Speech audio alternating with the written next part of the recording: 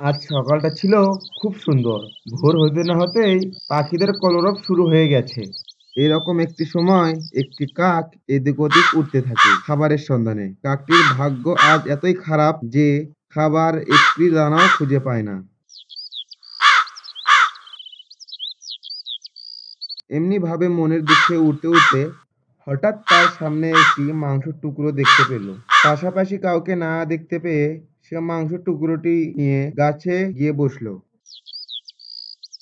এমন সময় একটি শিয়াল ওই গাছের নিচ দিয়ে যাচ্ছে। কাকের মুখে মাংসের টুকরোটি দেখে শিয়াল তার লোভ সামলাতে পারলো না। সে মনে মনে ভাবলো, আমার তো খুব খিদে পেয়েছে, যদি মাংসের টুকরো দিয়ে নিতে পারি তাহলে হয়তো ক্ষুধা কিছুটা কমে যাবে।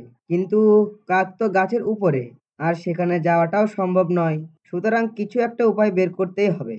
চালাক শিয়াল কাকটিকে বলল, বন্ধু, তুমি আর তোমার ডানা আর ঠোঁট খুব সুন্দর, পায়ের নখ চোখগুলো তার তো কোনো তুলনায় নেই। কিন্তু আমার খুব কষ্ট হচ্ছে যে তুমি কথা বলতে পারো না। এই কথা শুনে হা হা করে ওঠে।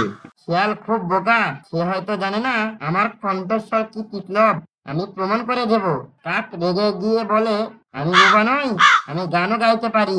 এই কথা বলে জোরে জোরে গান গাইতে থাকে। মাংসের টুকরোটি নিচে পড়ে যায়। শিয়াল তখন মাংসের টুকরোটি নিয়ে চলে গেল।